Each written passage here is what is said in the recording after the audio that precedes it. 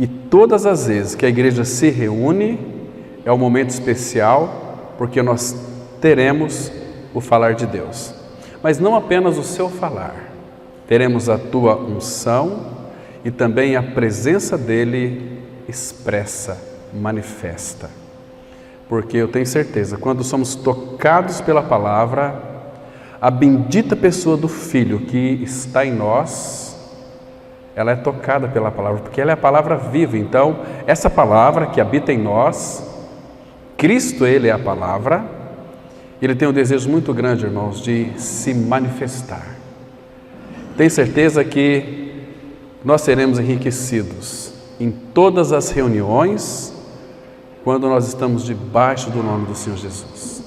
E para nós é um privilégio muito grande, em poder, como Maria, nos assentar aos pés do Senhor para ouvir a sua palavra. Então é um momento assim fora do comum, sublime. É um momento onde o céu se abre em direção a esse local e que o Espírito Santo do Senhor abra o nosso entendimento, esvazie as nossas mentes, para que então Ele tenha livre acesso para poder falar conosco, para poder percorrer a nossa mente, o nosso entendimento, e o próprio Espírito que habita em nós, Ele vai discernir em nós tudo aquilo que nós iremos falar, ok? Então, eu tenho certeza que você será muito edificado. Vamos abrir nossas Bíblias em nome do Senhor Jesus, em Gálatas, capítulo 1. Vamos ler apenas 2 versículos, versículos 8 e 9. Epístola de Paulo aos Gálatas, capítulo 1, os versículos 8 e os versículos 9. O versículo 8 e o 9, aliás.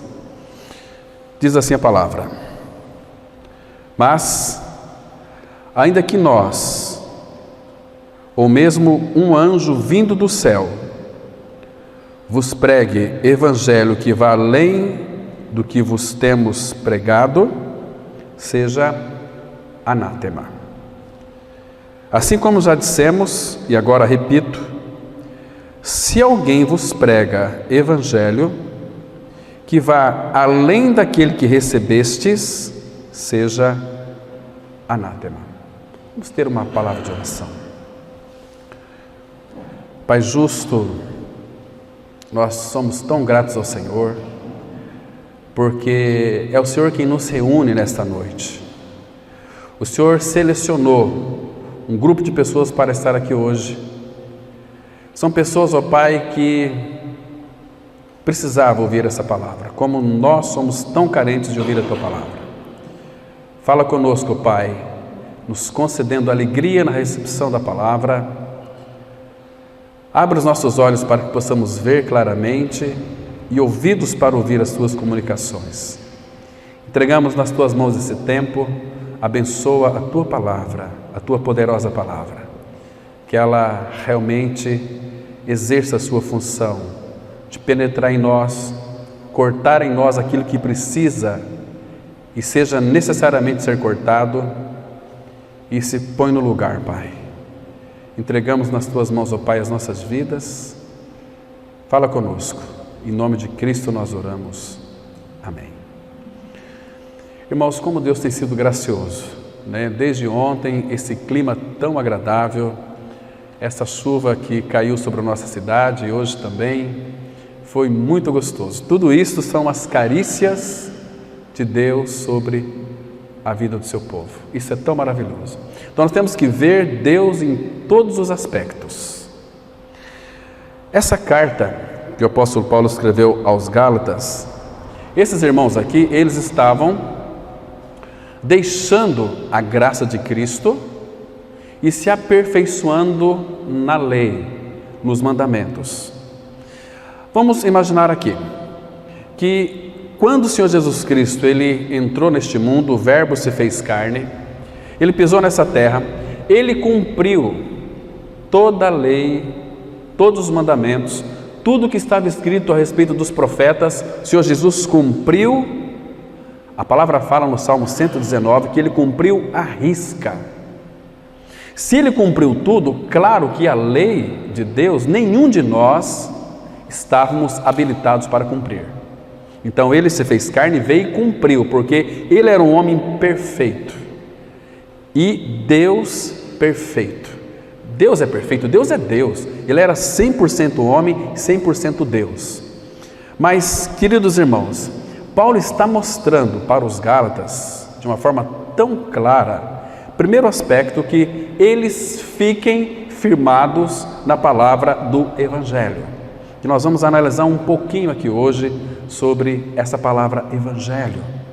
Porque se nós então deixarmos de olharmos para aquilo que Cristo é e fez por nós, que é a única base de aceitação pelo Pai, Deus, Ele nos aceitou, nunca é por aquilo que nós fazemos, irmãos, ou de bom ou de ruim. Deus nos aceitou por aquilo que o seu amado Filho fez. A palavra fala em Efésios 1,6 que Deus nos fez, eu e você, agradáveis a Ele mesmo em Cristo. Por quê? Porque tudo que o Filho realizou, o Pai se agradou. Ele mesmo disse isto: este é o meu Filho amado, em quem eu me agrado, em quem eu tenho todo o meu prazer. Então tudo que o Filho fazia, o Pai era glorificado. Tudo que o Filho realizava, era o Pai realizando através do Filho. Nesta linda ligação entre o Pai e o Filho, o Senhor Jesus chegou a dizer que eu e o Pai, nós somos um. Ele disse para Filipe, quando Filipe fez aquela pergunta: Senhor, mostra-nos o Pai, isso nos basta. Então Jesus virou-se para Filipe e disse o seguinte: Filipe, há tanto tempo estou convosco e não tendes me conhecido? Quem vê a mim, vê o Pai. Como dizes tu, mostra-nos o Pai? Aqui você está diante do Deus que se fez carne. Eu vim expressar o Pai, eu vim revelar o Pai, e o desejo do meu coração é revelar o Pai ao coração de vocês. Então, irmãos, a questão da revelação é um assunto muito importante na palavra. Revelação nas Escrituras Sagradas é um entendimento, é uma abertura que Ele nos dá em nosso entendimento para nós conhecermos o próprio Senhor pela palavra e pela nossa intimidade com Ele, pelo nosso relacionamento com Ele. Nós fomos chamados para um relacionamento. A Trindade Santa é uma Trindade comunitária. Por isso que a família de Deus são homens e mulheres que creram em Cristo, segundo está escrito em 1 Coríntios 12, 13, em um Espírito nós fomos batizados, jogados, incluídos dentro de um corpo, que é o corpo de Cristo, que é a igreja. A igreja de Cristo, ela é muito linda. Ela é uma igreja preciosa. Por que é preciosa? Porque ela foi comprada com alto preço. Cristo pagou o preço para ter para si a noiva, a sua igreja. Então, queridos, nunca se sinta que você não é amado. Você é amado. E a palavra fala que Deus, Romanos 5,8, prova o seu próprio amor para conosco, pelo fato de ter Cristo morrido por nós, sendo nós ainda pecadores. Então, é um Deus que prova o seu amor. E o amor dele, como é que é o amor de Deus? É um amor do tamanho de Deus, um amor infinito. 1 João 3,1, nós conhecemos o texto que diz assim: vede que grande amor nos tem concedido o Pai, a ponto de sermos chamados filhos de Deus. E de fato nós somos filhos de Deus. Então, somos filhos de Deus. O que significa ser um filho de Deus, irmão? Significa que nós somos, em realidade espiritual, herdeiro de Deus. O que nós herdamos de Deus, irmãos? Talvez você pode pensar assim: nós herdamos todas as coisas. É muito mais do que todas as coisas. Qual que é a herança do Pai? Efésios 1,18, a Bíblia diz que o Pai tem a sua herança em nós. A herança do Pai é o Filho. O Filho é o herdeiro de todas as coisas. Então nós somos herdeiros de Deus. Nós herdamos o Filho. Deixa eu explicar uma coisa que o irmão fez uma pergunta para mim ontem. O Senhor Jesus Cristo, antes dele se fazer carne, ele era um com o Pai. Ele vivia numa união tão perfeita com o Pai, uma união fora do comum. Ele, segundo João 1,18, ele estava no seio do Pai. Mas quando ele se fez carne, quando Cristo se fez carne, ele habitou entre nós. E a palavra fala que em João 3,16, mostrando o amor do Pai, que Deus amou o mundo de tal maneira que deu seu Filho unigênito, para que todo aquele que nele crê não pereça, mas tenha vida eterna. Essa palavra uni é único, gênito, único gerado. Então Jesus não foi criado, ele foi gerado, ele já era um com o Pai desde a eternidade. Antes de criar qualquer coisa, o Pai e o Filho viviam numa intimidade entrelaçada, amalgamada. É uma relação íntima de amor, muito ligado um ao outro. Eu e o Pai somos um. Então, o Filho unigênito se fez carne e habitou entre nós. Então, único gerado. Então, o Pai só tem um Filho, que é Cristo. Quando o Senhor Jesus Cristo, ele realizou a obra no Calvário, porque ele veio para tirar o nosso pecado, para remover a nossa natureza perversa e pecaminosa, e foi na cruz. A palavra fala tão claramente em João 12,32. Jesus, ele disse assim: e eu, quando for levantado da terra na cruz, atrairei todos a mim mesmo. Então nós fomos atraídos, puxados, magnetizados no corpo de Cristo. Foi lá crucificado o meu e o seu pecado, a nossa natureza adâmica, que nós herdamos de Adão, o corpo do pecado. E ali, quando Cristo morreu, a Bíblia diz claramente que nós também morremos com Ele. Então, nosso pecado foi arrancado de nós, foi colocado no corpo de Cristo. Temos enfatizado aqui que a morte de Cristo, nós temos dado duas ênfases. Ela é uma morte substitutiva e participativa ou também inclusiva. É uma morte substitutiva no sentido de que Jesus Cristo morreu na cruz no meu lugar. É uma verdade que tem que ser proclamada. Mas se você crer tão somente neste fato, só que Jesus morreu na cruz para lhe salvar dos seus pecados, isso vai lhe trazer para você uma perturbação. Ah, eu não posso pecar, eu tenho que tomar cuidado. Você vai ficar totalmente inquieto e agitado. Mas a novidade maior, muito interessante, é que Ele não só morreu no meu lugar. A Bíblia diz também que eu morri com Ele. O meu velho homem foi com Ele crucificado. Irmãos, se o nosso homem velho foi crucificado, ele morreu. Se ele morreu, ele não tem mais vida. O velho homem foi crucificado. Estão me compreendendo? Morreu. Fomos incluídos, foi morto. Então, agora, quando eu creio que Jesus morreu no meu lugar, eu tenho plena convicção de que os meus pecados foram perdoados. Agora, quando eu creio que eu morri com Cristo, eu tenho plena convicção de que eu estou liberto do pecado. Por isso que aquela ordem não pode ser mudada. João 8,32 diz assim: conhecereis a verdade e a verdade vos libertará. Conhecer a verdade é conhecer Cristo e a obra consumada no Calvário. Paulo ele escreveu assim, em 1 Coríntios 1,23, nós pregamos a Cristo crucificado. É a pessoa e a obra. Não existe outra mensagem. Quando Paulo chegou lá em Corinto, ele escreveu assim para eles. 1 Coríntios 2, versículo 2. Porque nada decidi saber entre vós, senão a Jesus Cristo e este crucificado. Vamos supor que naquela igreja houvesse ali um lindo grupo de louvor. Tivesse um grande pregador que fosse muito expressivo, que fosse poderoso nas Escrituras, ensinava e explicasse com precisão as Escrituras. Paulo não quis saber se naquela igreja havia curas, milagres, falar em outras línguas, essas coisas que as pessoas estão tão preocupadas com isso.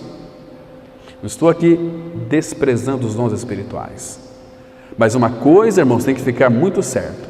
Paulo, quando chegou naquela comunidade, disse para eles: Cristo crucificado é o centro desta igreja?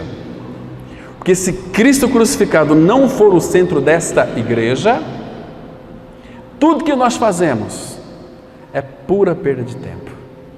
Seu coração não vai ser trocado, você continua com a sua velha natureza rabugenta e pecaminosa, porque o pecado nos torna nós tão rabugentos, irmãos.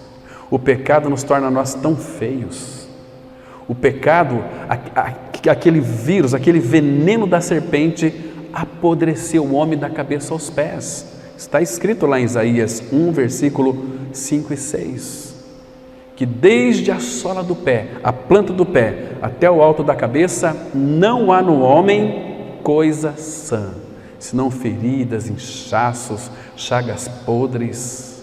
Resumidamente falando, o ser humano, da cabeça aos pés, ele é podre por essência. Eu sei que é dura, a palavra é dura, mas ela restaura e cura. Então Paulo perguntou para eles, olha, eu quero saber, declarou para eles: eu nada me propus saber entre vós, senão a Jesus Cristo e este crucificado. Não tem outra mensagem que de fato restaura a igreja, edifica a igreja e regenera pecadores. E Jesus disse lá em Marcos 16, versículo 15: ide por todo mundo pregai o evangelho a toda criatura. Irmãos, pasmem, mas 90% daqueles que se dizem evangélicos não sabem o que significa a palavra evangelho. Como é que nós podemos afirmar que somos filhos de Deus, que somos evangélicos, somos crentes, sem nunca ter ganhado uma experiência com o evangelho, ou crer no evangelho? Jesus disse assim: ide por todo o mundo e pregai o evangelho a toda criatura. Quem crer no evangelho e for batizado será salvo. Quem não crê já está condenado. Então, aqueles que não crê no evangelho, quando as cortinas da tua vida se fecharem, atrás da cortina do além, você certamente vai ouvir aquela triste sentença do justo juiz: apartai-vos, malditos, para o fogo eterno, preparado para o diabo e os seus anjos.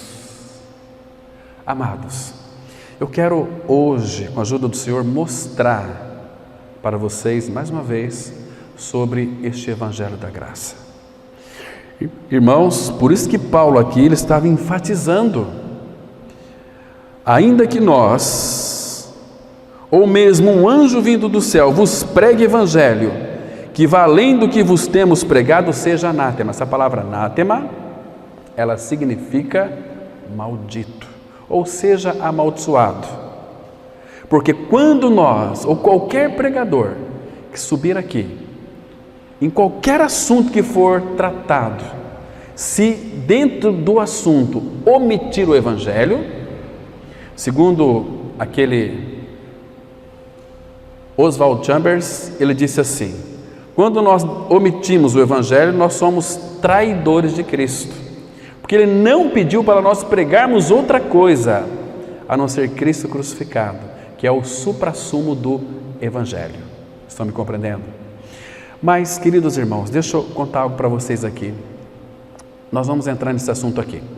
Então, quando o Filho se fez carne, Jesus se fez carne, Cristo se fez carne, Ele era o Filho unigênito. Ele morreu, ressuscitou e voltou para a glória. Então, Ele se tornou o primogênito dentre muitos irmãos. Ele sempre vai ter a primazia em todas as coisas. Ele é o primogênito de Deus. Ele é o primogênito dentre os mortos. A palavra fala que lá em Hebreus 12, versículo 23, quando todos nós iremos se adentrar ali no Monte Sião, a palavra fala que, abra lá, está aí pertinho, já a gente volta para cá, em Hebreus capítulo 12, versículo 23. Eu vou ler o 22 para a gente pegar o contexto. E aqui o 23 ele diz algo muito interessante para nós.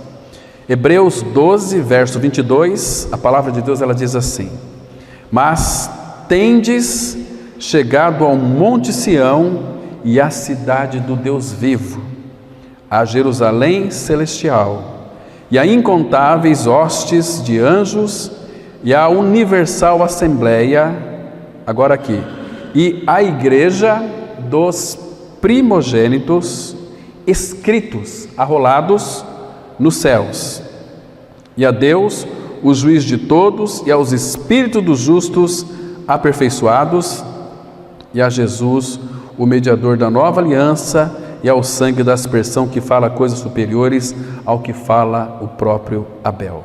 Mas a igreja dos primogênitos, Cristo foi o primeiro gerado.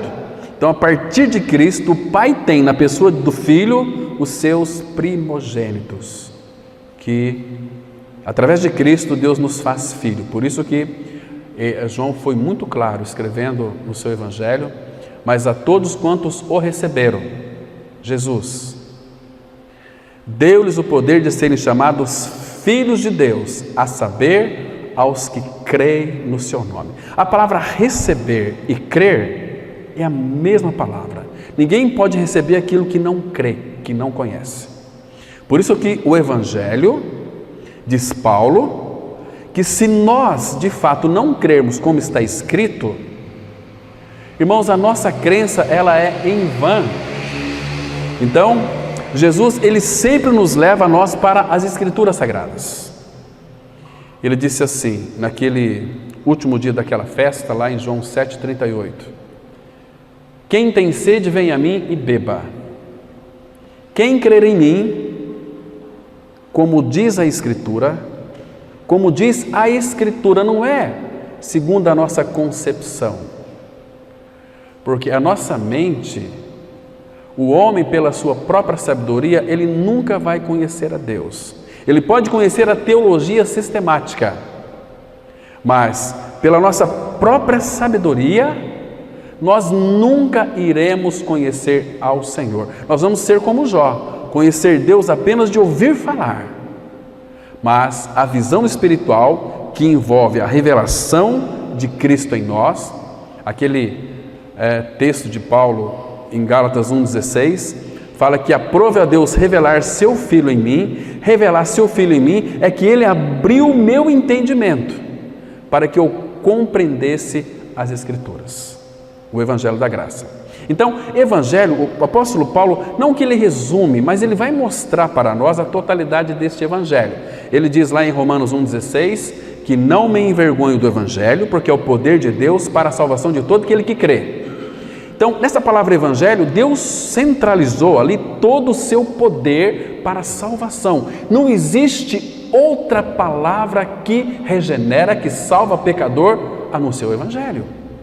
Então, Paulo ele faz algumas advertências em 1 Coríntios 15, versículo 1 e 2, ele diz assim: irmãos, venho lembrar-vos o Evangelho que já vos anunciei. Por ele também sois salvos, se vocês retiverdes a palavra tal como a vou-la preguei, a menos que tenhais escrito em vão. Paulo está dizendo assim: se vocês crerem no Evangelho, que vocês pensam ser o Evangelho, não segundo o que está escrito, a crença de vocês é vão. Falando de uma forma bem admoestativa, irmãos, imagina só, você frequentar uma comunidade e ler a Bíblia todos os dias, durante aí 100 anos, 80 anos, não sei quanto tempo você vai viver. Você morre e vai para o inferno. Por quê? Porque você nunca creu no Evangelho. O que traz salvação é o Evangelho. Então Paulo, ele vai mostrar para nós, 1 Coríntios 15, 3 e 4, que ele diz assim: antes de tudo vos entreguei o que também recebi, que Cristo morreu pelos nossos pecados, segundo as Escrituras, que foi sepultado e ressuscitou ao terceiro dia, segundo as Escrituras, ponto. Então o Evangelho é a morte, é o sepultamento e a ressurreição de Cristo. É interessante, irmãos, que o Espírito Santo, ele nos inclui neste Evangelho. De que maneira? Irmãos, quando Cristo morreu, nós já falamos aqui, a grande novidade é que nós fomos unidos com Ele na sua morte, uma morte participativa, uma morte onde Ele me incluiu. Eu sei que Cristo morreu por mim, mas as Escrituras que afirmam que Cristo morreu por mim, também declara que eu morri com Ele. Eu fui unido a Cristo em sua morte e ressurreição, porque se eu não crer na minha morte e ressurreição juntamente com Cristo, a minha crença é totalmente inútil, ela não tem valor para mim. Eu estou perdido, eu estou inquieto. Por isso que às vezes a gente conversa com muitos evangélicos, irmãos, que eles são vazios do Evangelho, conhecem muita doutrina da igreja, conhecem os muitos mandamentos de homens, conhecem os fardos pesados que são colocados nas costas deles, impostas pelos líderes, que eles mesmos nem com o dedo querem mover, e a pessoa está lá, eu estou aqui tentando ser salvo. Querido, esquece, você nunca vai ser salvo pelo seu próprio esforço. A obra já foi consumada no Calvário, Cristo morreu a sua morte. Então, abra por favor comigo em Romanos capítulo 6, o versículo 5, aqui vai mostrar a nossa união com Cristo em sua morte e ressurreição, porque, querido, se você não crer que você foi unido com Cristo na sua morte, esqueça, você nunca vai poder viver junto com Ele. Olha só, Romanos capítulo 6, o versículo 5, a palavra de Deus, ela diz assim, tão claro para nós, olha só, porque se... Essa palavra se, essa condicional aqui, está mostrando que Deus não enfia goela abaixo a palavra no nosso coração. Esse se é condicional, é se você crê ou não, porque Deus também não vai forçar ninguém a crer. Às vezes nós queremos enfiar o Evangelho nas pessoas goela abaixo. Não, só pregar e deixa o resto com Ele. Porque se o Espírito não fizer, se a palavra não fizer, não vai ser eu e você que iremos fazer. Então, por isso que ele coloca esse se aqui. Porque se fomos unidos com Ele, união com Cristo. Porque se fomos unidos com Ele, na semelhança da sua morte, semelhança de morte é uma morte igual. Ou seja, se Jesus Cristo morreu crucificado, eu preciso de crer que eu fui unido com Cristo na sua morte lá no Calvário, no seu corpo santo. Então, se eu creio que eu fui unido com Ele na semelhança da sua morte, aí tem uma vírgula, aí já parece uma certeza. Essa palavra certamente é uma certeza que traz uma grande convicção para o nosso coração. Certamente o seremos também na semelhança da sua ressurreição.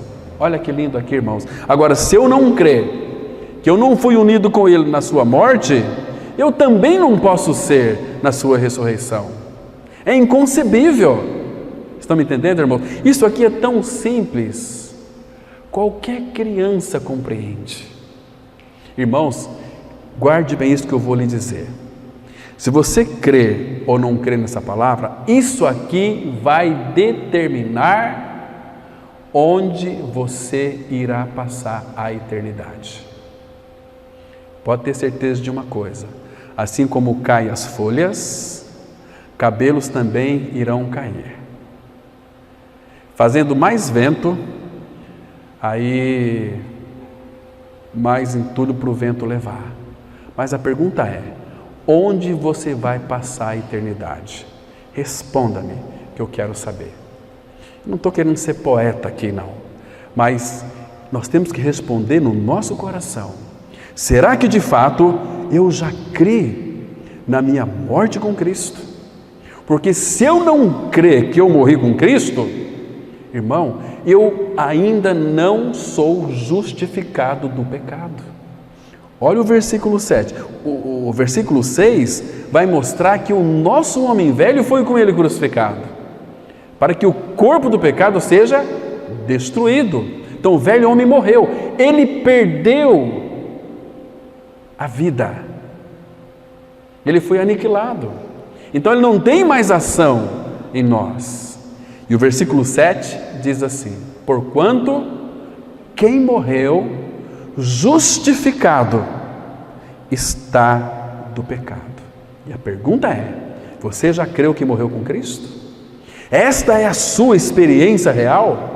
Isto é a primeira parte do Evangelho, o primeiro aspecto do Evangelho, morte com Cristo. Em Romanos 6,8 vai mostrar onde nós morremos.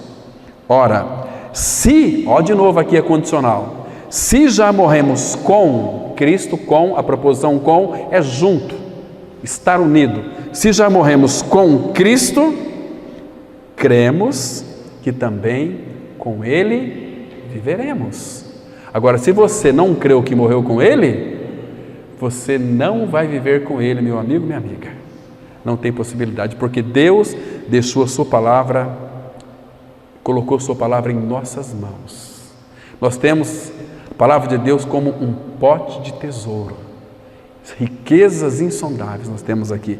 E uma das riquezas insondáveis, para você fazer parte deste reino, você precisa de crer na sua morte, que é o primeiro aspecto do Evangelho. O Evangelho é morte, sepultamento e ressurreição. Então, Cristo morreu, eu também morri.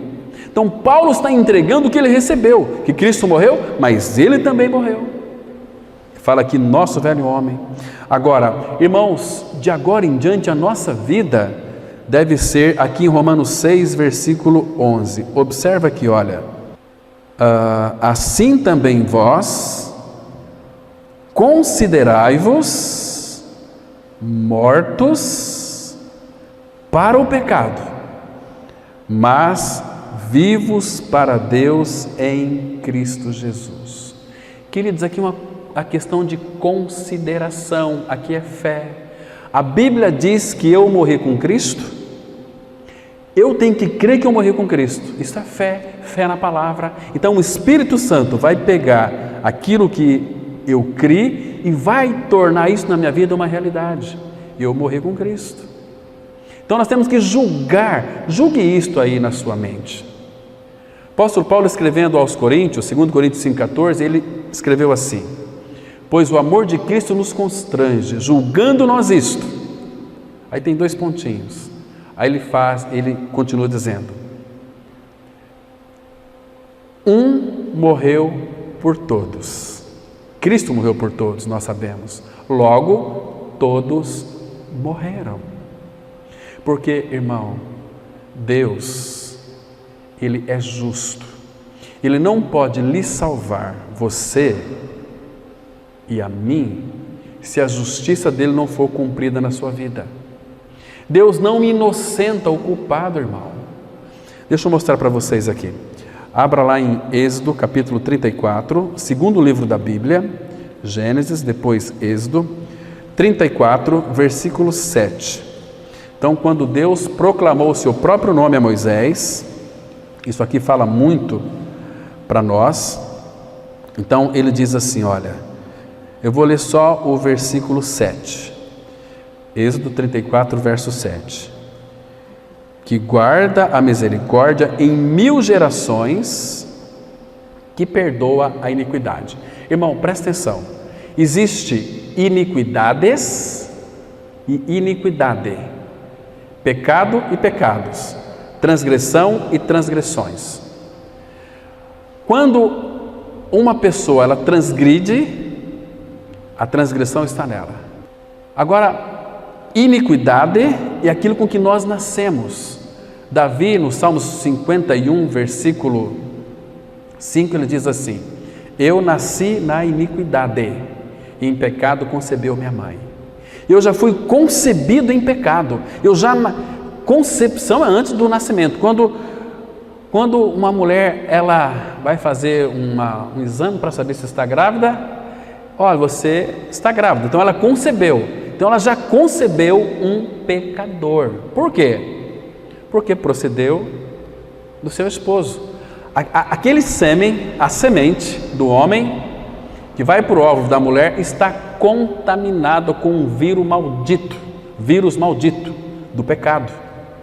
Porque quando Adão pecou, aquele veneno da serpente veio para dentro de nós. Por isso que Jesus disse assim, que cada um de nós nascemos com a natureza de cobra.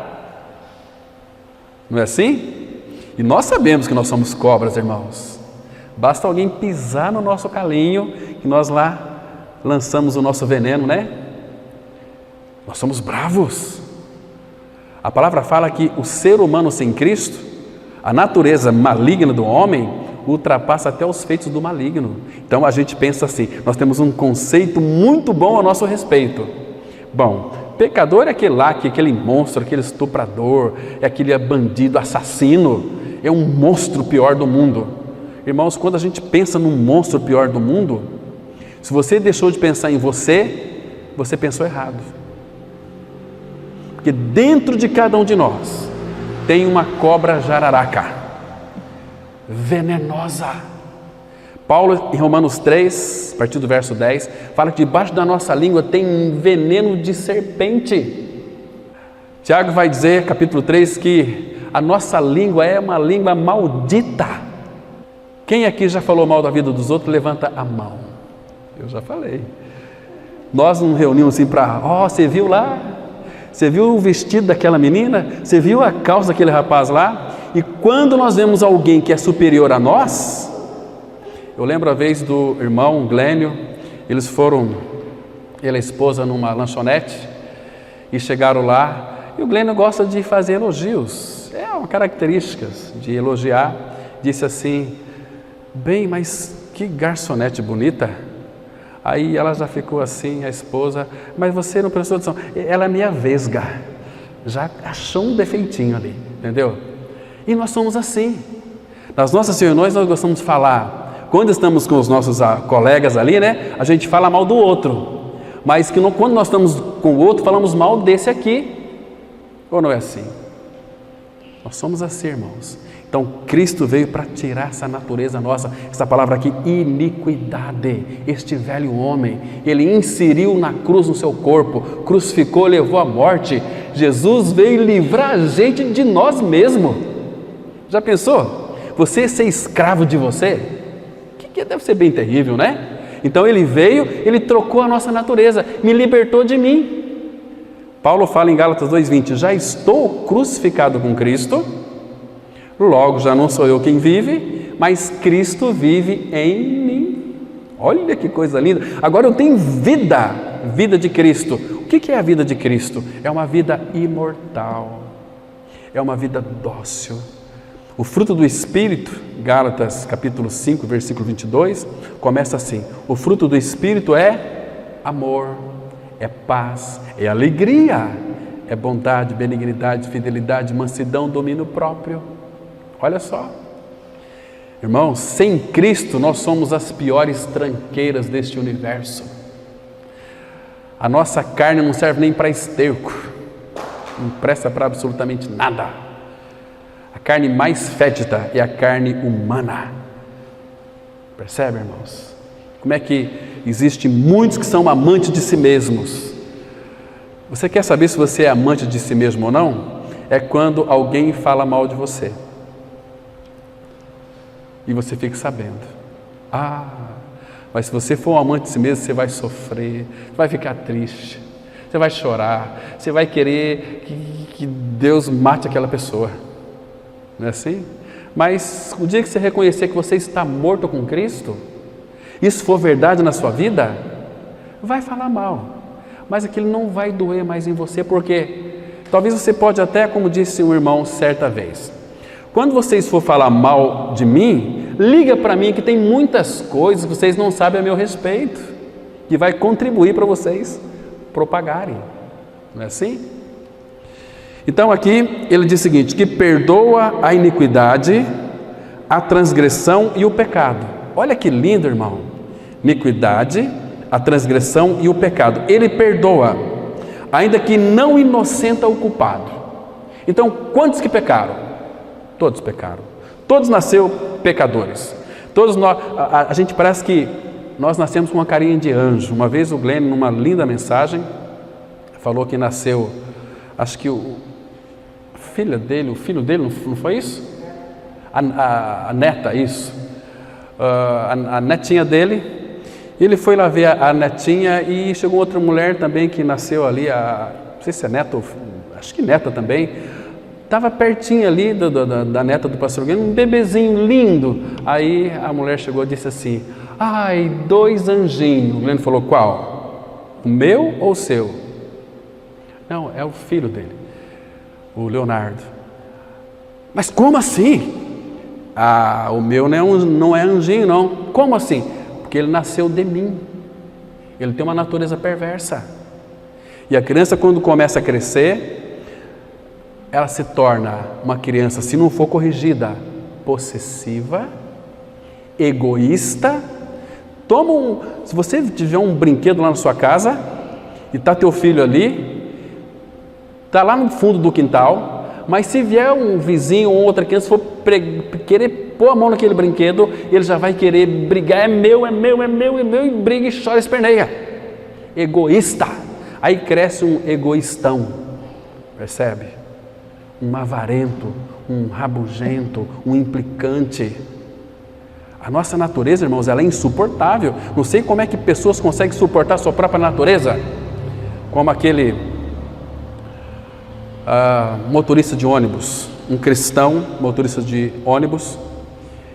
E Antônio Bochain conta naquele livro Importa Renascer que o cara puxou aquela cordinha do ônibus que tinha para parar no posto, mas ele estava conversando com outra pessoa, se distraiu e puxou em cima. O ônibus estava cheio de pessoas. Se o motorista dá uma freada, todo mundo caía um por cima do outro. Então ele foi muito cortês, parou mais ou menos uns 50 metros. Esse cara nervoso pegou, puxou os fios ali, aquela cordinha de nylon, arrebentou tudo, começou a falar uns impropérios ali para o motorista, elogiar a mãe do motorista, e tinha uma senhora ali observando tudo, e o motorista não deu nem um pio, ficou calado. O cara desceu, foi embora, e aí aquela mulher falou assim: Senhor, o senhor é bem mais grande do que ele? Como é que o senhor suportou ele falar com o senhor aí 5 minutos? Aí aquele motorista que conhecia o Senhor virou-se para aquela senhora e disse o seguinte: eu tive que suportá-lo 5 minutos, e ele que tem que se suportar essa natureza azeda dele. Misericórdia, irmãos. Então Cristo veio para remover o meu e o seu pecado. E a palavra fala um pouquinho mais para frente aqui, Deuteronômio capítulo 24. Vamos ver aqui o versículo 16, 24, verso 16. Olha que coisa mais interessante. Nós vamos ver aqui como é que ele vai perdoar o pecado, a iniquidade e a transgressão, tudo dentro de um pacote só. Deuteronômio 24, verso 16, a Bíblia diz assim: os pais não serão mortos em lugar dos filhos, nem os filhos em lugar dos pais. Agora presta atenção: cada qual será morto pelo seu pecado. Você nasceu com o pecado dentro de você. Se você não crê que você morreu com Cristo, um dia o teu pecado vai te achar e vai te levar você para a tua realidade, onde você já está, que é o inferno. Quem não está em Cristo está no inferno. O inferno já é aqui. A palavra fala que o ímpio ele não tem paz. Isaías 57, 20 e 21. A palavra fala que os perversos é como um mar agitado, cujas águas lançam de si lama e lodo. Para os perversos, diz o meu Deus, não há paz. Agora, quando você nasce de novo, você crê que morreu com Cristo, ressuscitou com Cristo, você nasceu de novo. Agora, Cristo é a sua vida. E a Bíblia vai dizer, Efésios 2, verso 14, que Cristo, Ele é a nossa paz. Então, a paz do Filho de Deus é uma pessoa, é Cristo. É não mais eu, mas Cristo vivendo em mim. Estão me compreendendo, irmão? Isso é muito lindo, irmãos. Isso é oferecido a nós gratuitamente, você não tem que pagar nada. Deus não faz ameaças. Ele fala, olha, eu fiz tudo por você. Agora, Deus é tão justo que Ele não pode forçar, porque se Ele forçar toda a humanidade a crer, Ele seria injusto. Está forçando. Por isso que tem, se você crer. Se creres, verás a glória de Deus. Mas se não creres, você vai ver o que é inferno. 1 minuto após a sua morte, você vai ter o primeiro vislumbre de uma eternidade de terror, horror no inferno. Estou colocando aqui ameaças, mas a Bíblia diz isto. Então aqui, os pais não vão levar a iniquidade do filho, ou seja, os pais não vão morrer pelos filhos, nem os filhos pelos pais. Cada qual será morto pela sua iniquidade. Agora, você nasceu pecador, você tem que morrer e ir para o inferno, mas teve alguém que lhe amou. O pai olhou para você. Deus amou o mundo. O que o pai fez? Enviou seu filho em carne. Jesus foi para a cruz. Irmãos, hoje as pessoas, elas pecam, pede perdão para Deus. Pecam, pede perdão para Deus. Irmãos, como que Deus pode perdoar essas pessoas? Não tem jeito. Deus só vai lhe perdoar o dia que você crê que morreu com Cristo. Vamos ler. Isaías 22, verso 14. Um texto conhecido nosso, mas vale a pena nós darmos uma passeada por ele, porque ele é muito interessante. Veja aqui quando é que você vai ser perdoado. Isaías, capítulo 22, o versículo 14. Preste bem atenção e, por favor, irmãos, não esqueça desses versículos, porque você precisa de crer nele. Diz assim a palavra, Isaías 22, 14. Olha só quem está dizendo. Mas o Senhor dos Exércitos se declara aos meus ouvidos. O Senhor dos Exércitos fala aos meus ouvidos. Essa declaração aqui é uma declaração universal que é para todos.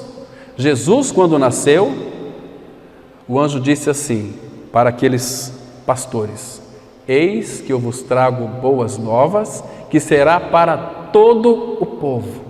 É que vos nasceu hoje, na cidade de Davi, o Salvador, que é Cristo. Então, o Senhor se declara aos meus ouvidos, dizendo, quando fala certamente, irmãos, porque não tem outra maneira, certamente, esta maldade, está vendo aqui, maldade é personificado, não é, aqui é singular, não é plural, ou pode ser traduzido como transgressão, iniquidade ou pecado. Certamente esta maldade não será expiada ou não será perdoada até que morrais, diz o Senhor dos Exércitos. Agora, onde é que nós morremos?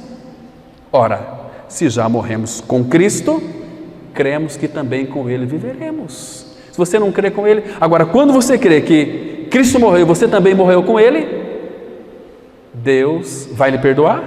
Não. Ele já lhe perdoou. E o que Ele vai fazer com os seus pecados? Aqueles pecados que às vezes as pessoas inventam, né? Tem pecados cabeludos, tem pecados mais preto do que o outro. A cor do pecado é vermelho. Então, queridos, a palavra fala em Hebreus 8,12 que dos teus pecados eu jamais me lembrarei. Por quê? Porque Ele perdoou. Perdoou por quê? Porque você creu que morreu com Ele. Então, Cristo é o perdão de Deus para mim e para você. Este é o primeiro aspecto do Evangelho. Que Jesus morreu sim, mas a mesma Bíblia que diz que Ele morreu, afirma que eu também morri com Ele. Então, o velho homem foi aniquilado. Hebreus 9,26, mais um aspecto aqui do pecado. Hebreus capítulo 9, versículo 26, muito interessante esse texto. Aliás, toda a palavra ela é interessantíssima, irmãos. Hebreus 9, verso 26, está escrito assim: ora, neste caso seria necessário que ele tivesse sofrido muitas vezes desde a fundação do mundo. Agora, porém, ao se cumprirem os tempos, se manifestou uma vez por todas para aniquilar, pelo sacrifício de si mesmo, o pecado. Esse aqui é uma outra maneira de dizer que o velho homem foi crucificado. O que significa a palavra aniquilar? No original grego significa deixar sem efeito. Não tem mais efeito. O velho homem foi crucificado, o corpo do pecado foi destruído, foi aniquilado, não tem mais efeito. Então Paulo vai dizer o seguinte, lá em Romanos 6,14: vocês não estão debaixo da lei, porque o pecado não terá domínio sobre vós. Por quê? Porque ele foi aniquilado, porque ele foi crucificado. Jesus morreu, mas eu morri com ele. Eu fui liberto do meu velho homem no corpo de Cristo. O pecado foi aniquilado pelo sacrifício que ele realizou. Então, se Jesus fez o tudo por nós na cruz, a gente tem uma mania de querer fazer as coisas para Deus, né? Deixa ele ordenar. Percebe? Então, graças a Deus, o velho homem morreu. Se ele morreu, ele não tem mais vida. Que coisa linda! Hoje estava pensando à tarde, o velho homem não tem mais vida. Ele morreu. Que legal é isso, irmão? Isso é cristianismo, não é religião. É evangelho puro, evangelho que restaura, evangelho que liberta. Agora acontece uma outra fase da nossa vida. Cristo vive em mim. Que lindo, irmãos. Agora nós temos a vida de Cristo em nós. Por quê? Abra lá em Efésios capítulo 2, versículos 5 e 6. Vamos ler aqui esses dois versículos. Evangelho é morte e ressurreição. Então morremos com Cristo, temos que ressuscitar juntamente com Cristo. Veja só aqui a nossa condição de espiritualmente mortos. Efésios 2, versículo 5. E estando nós mortos em nossos delitos, nos deu aqui é graça, nos deu vida juntamente com Cristo. Por que juntamente com Cristo? Porque Cristo é a vida, o caminho, a verdade e a vida. A parte de Cristo ninguém tem vida, Ele é a vida. Então, nos deu vida juntamente com Cristo, pela graça sois salvos. Agora, olha o versículo 6. E juntamente com Ele nos ressuscitou e nos fez assentar nos lugares celestiais em Cristo Jesus. É a posição que Ele nos colocou. Estão vendo aqui? Então, irmãos, isso é maravilhoso. Morremos com Ele, ressuscitamos com Ele, Cristo é a nossa vida. O que é Evangelho? Evangelho é morte e ressurreição. Para que eu seja salvo, eu preciso de crer, como afirma as Escrituras, que eu morri e eu ressuscitei juntamente com Ele. Amém? Então vamos orar. Pai, graças te damos pela Tua palavra, tão clara, Pai, tão vivificadora. Obrigado por revelar para nós este Evangelho tão gracioso. Obrigado por nos libertar de nós mesmos, da nossa natureza perversa, pecaminosa. Obrigado por nos transportar do império das trevas para o reino do Filho do seu amor, onde temos a remissão dos pecados pelo seu sangue, a redenção. Obrigado porque Cristo, Ele fez o tudo. E hoje Ele é o nosso tudo, Pai. Graças te damos pela vida de Cristo em nós. Rogamos ao Senhor, o Pai, para que nessa semana seja uma semana de vitória, seja uma semana onde Tu coloque em nosso coração um anelo pela Tua palavra, pelo Senhor. Nos leva a uma vida de comunhão contigo, Pai, e frutifica a Tua palavra em nossos corações. Em nome do Senhor Jesus nós oramos. Amém.